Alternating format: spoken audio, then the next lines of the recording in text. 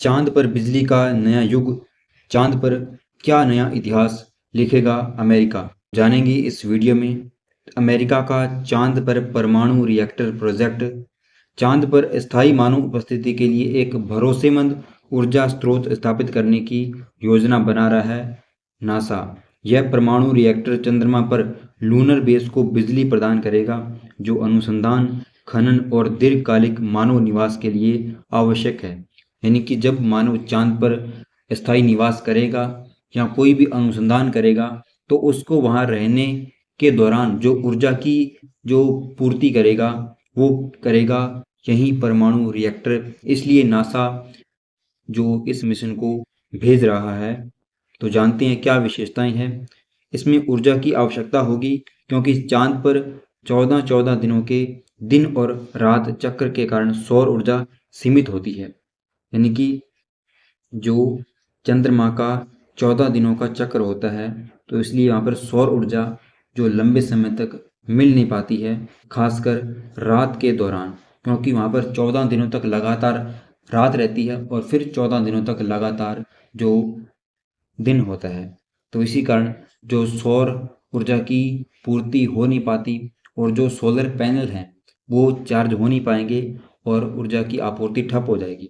लेकिन परमाणु रिएक्टर ये 24 घंटा सातों दिन वहाँ पर बिजली प्रदान करेंगे, जो लूनर बेस के लिए जरूरी होगी। यह कुछ मेगावाट से लेकर 40 से 100 किलोवाट तक बिजली उत्पादन कर सकता है। परमाणु रिएक्टर इस क्षमता के साथ इसका निर्माण किया जाएगा। इसमें जो टेक्नोलॉजी की बात करें, तो रिएक्टर को फिशन सरफेस पावर सिस्टम कहा जाता है, जो हाई एसे एनरिच्ड यूरेनियम का यूज करेगा। यह कॉम्पैक्ट, हल्का और पूरी तरह स्वचालित होगा।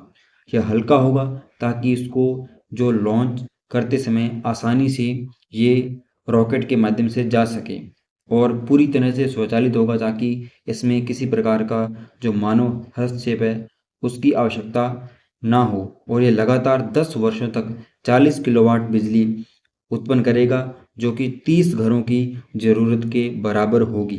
तो 10 वर्षों तक यह काम करेगा, एक बार यदि इसका निर्माण कर लिया जाएगा। इसके डिज़ाइन की बात करें, तो रिएक्टर को हल्का और कॉम्पैक्ट बनाया गया है ताकि इसे अंतरिक्ष यान में आसानी से ले जाया जा सके। इसमें नियंत्रण छड़ें, शीतलक और मॉडरेटर होंगे, जो न्यूट्रॉन की गति को नियंत्रित करते हैं, क्योंकि वहाँ पर परमाणु जो नाभिकीय विखंडन है, उसी जो रिएक्शन है उसी से ही जो बिजली का उत्पादन किया जाएगा। और इसको 2030 तक चांद पर रिएक्टर स्थापित करने की योजना है नासा की।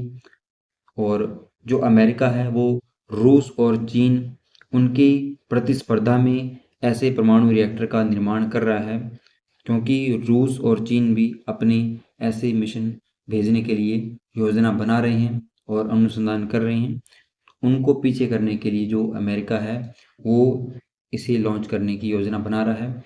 लेकिन हाल फिलहाल में इसकी जो फंडिंग है उसके लिए जो नासा ने आमंत्रित किया था, लेकिन किसी ने रुचि नहीं दिखाई, और इसलिए ये जो प्रोजेक्ट है ये लंबा खिंचता जा रहा है।